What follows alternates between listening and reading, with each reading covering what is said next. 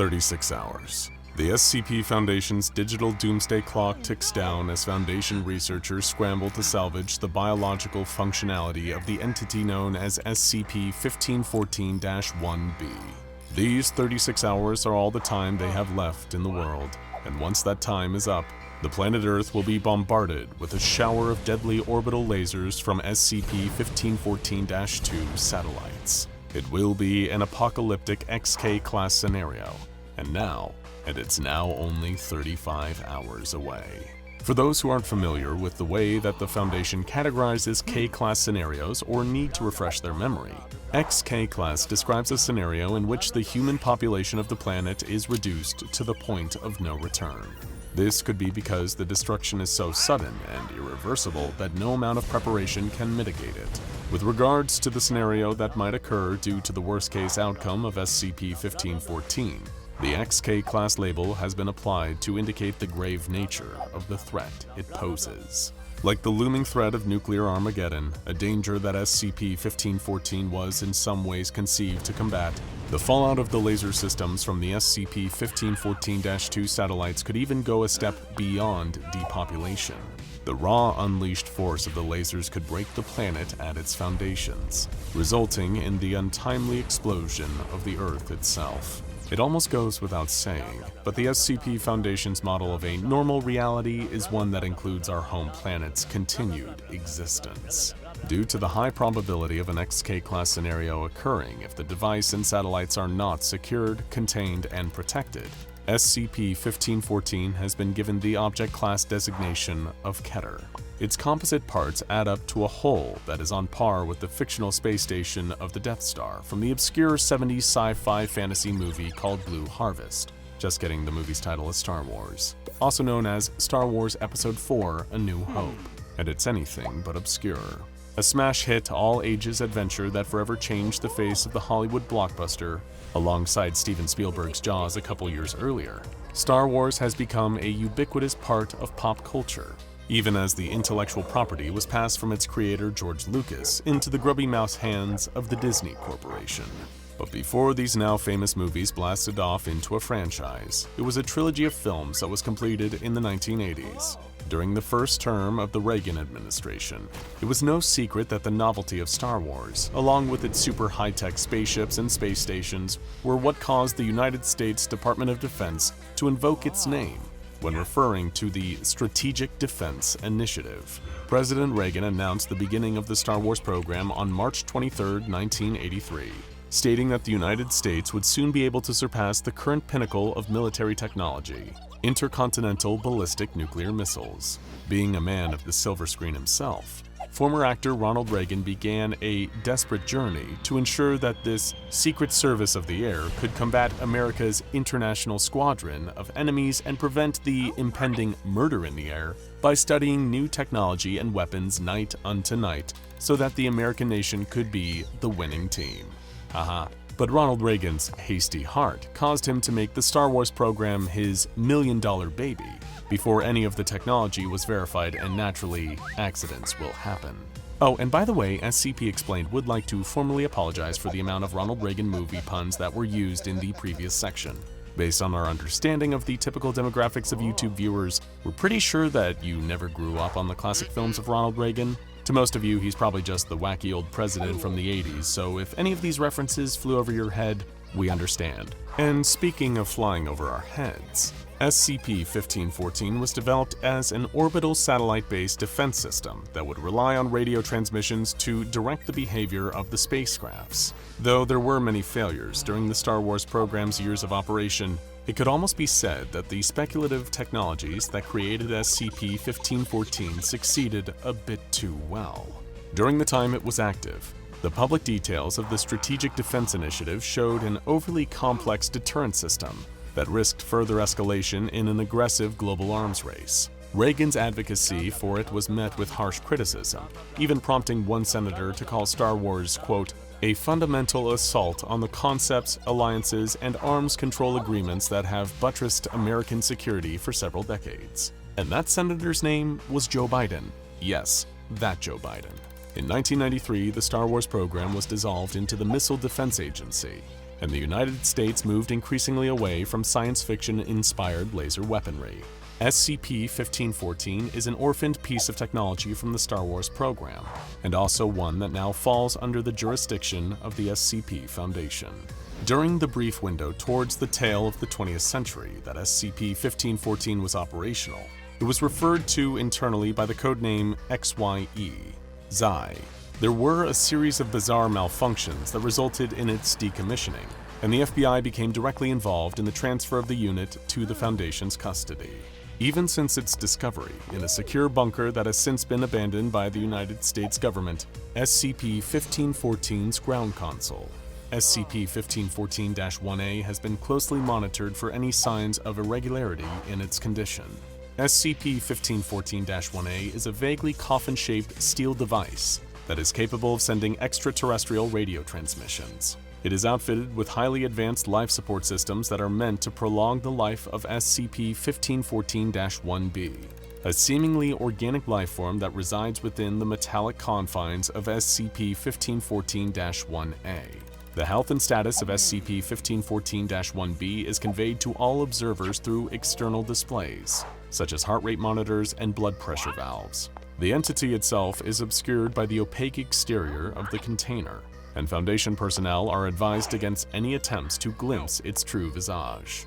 Any action that could negatively impact the stable condition of SCP-1514-1B is met with immediate termination, and this includes trying to dislodge or modify any of the components of SCP-1514-1A. This is because normal function of SCP-1514-1B's homeostatic status is essential in order to avoid an XK class scenario. Every hour on the hour, a radio transmission is sent from SCP-1514-1B to the nearest instance of SCP-1514-2, a series of defense satellites of which a currently undisclosable number exists. The anomalous properties of these radio transmissions allow them to bypass all forms of radiation stoppage, including Faraday cages. This is quite fortunate, as a prolonged break from these communications that go on for longer than 36 hours triggers the Xi defense system's so-called coronet contingency, a simultaneous deployment of laser weapons on countless preset targets around the globe. The SCP Foundation has found that at some point when SCP-1514 was outside the control of the United States government, the amount of targets as well as the destructive capability of the X-ray lasers was heavily expanded by further engineering. Though the identity of the parties responsible for the expansion of the Xi defense system is classified to everyone but Level 2 personnel and higher, the anomalous nature of the project has become apparent to all involved. As previously established, SCP-1514-1B is a living entity with a standard deviation of biological processes that maintain its life. Whether it is also the power source of SCP-1514-1A is unknown, but the energy provided seems to come from the unusual components within. A dark red fluid similar in color to hemoglobin has been noted as a major part of the life support functions within the device. The inner mechanisms of SCP-1514 are cybernetic and possesses autonomous agency, and this extends to the physical nature of all accessible SCP-1514-2 instances. Analysis of multiple SCP-1514-2 specimens has revealed that much of what appears to be expected pieces of any modern satellite, including the solar paneling, are actually decoys intended to camouflage the SCP-1514-2 instances as non-anomalous technology. The actual makeup of an SCP-1514-2 instance includes an internal power source of likewise anomalous and possibly biological origin. All attempts made by the SCP Foundation to deactivate the coronet contingency have been unsuccessful, as SCP-1514 seems unable to respond to any input from a source outside of itself.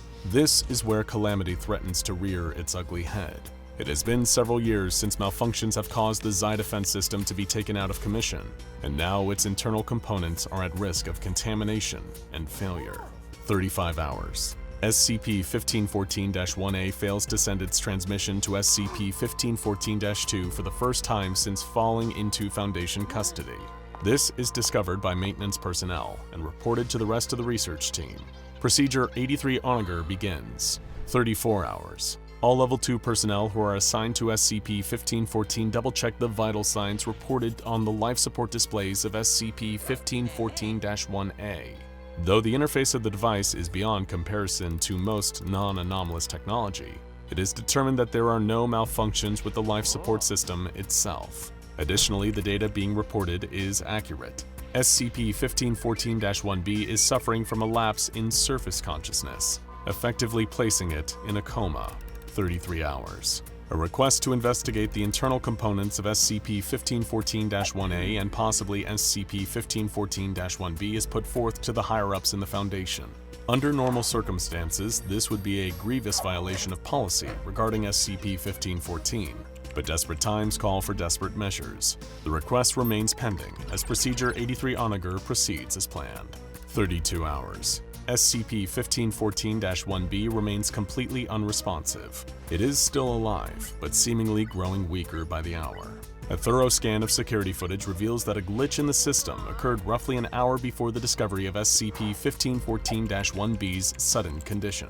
Researchers believe that an outside radiation signal of some sort was forcibly introduced to the environment of SCP-1514-1A's containment unit. 31 hours. The source of the radiation was confirmed to be a targeted microwave attack from the Global Occult Coalition, whose agents had infiltrated the bunker and falsified their credentials.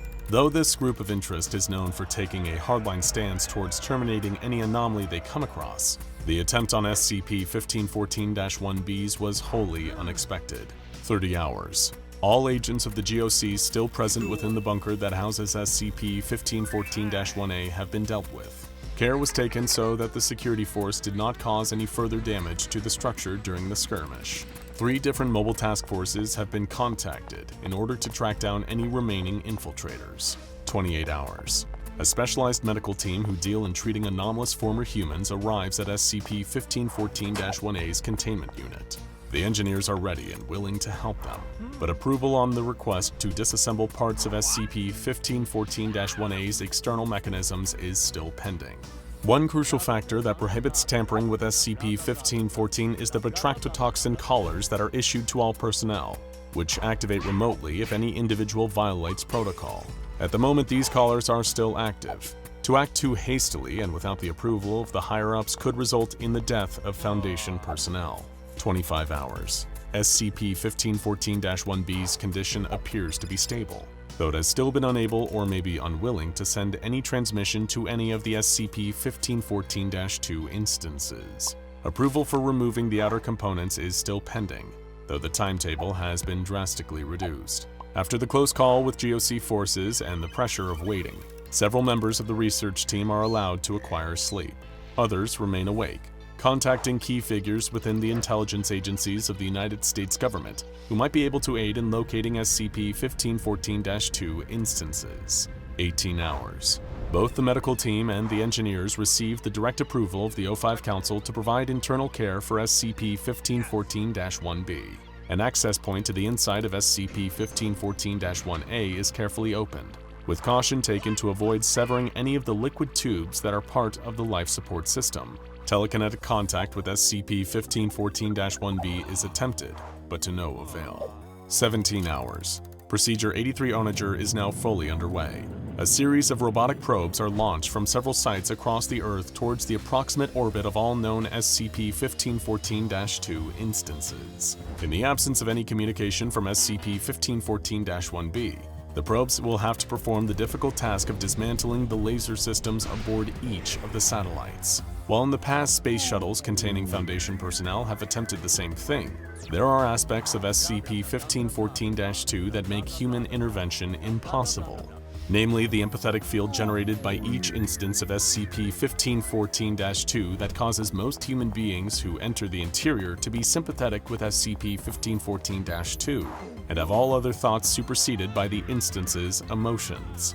16 hours. The Foundation probes are able to match speed with the SCP-1514-2 instances and intercept the path of their orbit. They have begun their automated procedures on dismantling the laser systems. Several of the SCP-1514-2 instances become aware of the tampering and use internal propulsion to escape the grasp of the probes. While the procedure continues on some of the satellites, multiple probes are now off target. 15 hours, with a non-zero number of SCP-1514-2 unable to be located, and several of the probes unable to dismantle the laser systems, Procedure 83 Onager has been abandoned.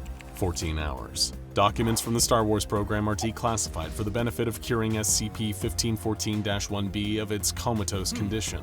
Details of an anomalous technology referred to as empathetic resonance are reviewed. The specialized medical personnel, who had never been briefed on SCP-1514 until the previous 24 hours, react accordingly. 12 hours. The health of SCP-1514-1B has improved thanks to the medical intervention, though no transmission has been made. The outer layer of SCP-1514-1A is restored to its previous condition. Monitoring of the vital displays is placed at top priority. 10 hours. Across the SCP Foundation's many sites, backup plans in the case of the coronet contingency are put into effect. All stops are being pulled out to prevent an XK class scenario, but most of the researchers know that hope still rides on SCP-1514-1B. 8 hours. Less than a day before the world's destruction by lasers was assured, SCP-1514-1B issued a transmission, which was received by SCP-1514-2. Relief is palpable across the whole of the SCP Foundation, but it will take another hour before everything is officially out of the woods. 7 hours. SCP-1514-1B has transmitted another signal in keeping with its usual schedule. SCP-1514-2 instances continue to receive the communication and have not shown any signs of enacting the coronet contingency. The life support system shows that its homeostatic condition is now well within standard deviation. 6 hours. All aspects of SCP-1514 are nominal. The XK class scenario has been averted. 3 hours later, the Foundation throws a formal pizza party for the entire staff on the site housing SCP-1514 to celebrate the momentous occasion of the planet being saved. And so the Star Wars were won. But within this victory was the unspoken acknowledgement of the unlikely humanity of SCP-1514-1B. While those that had developed its components had not provided the entity with any capacity to do anything but relay messages, the entity was now proven to be capable of fighting for its life and coming back from the brink of demise. Its thoughts and feelings are able to be conveyed across vast distances to other related entities within each instance of SCP-1514-2. And what defines humanity more than our ability to communicate? Now check out NASA Lie's SCP-2001 Space Oddity and SCP-1233 The Lunatic.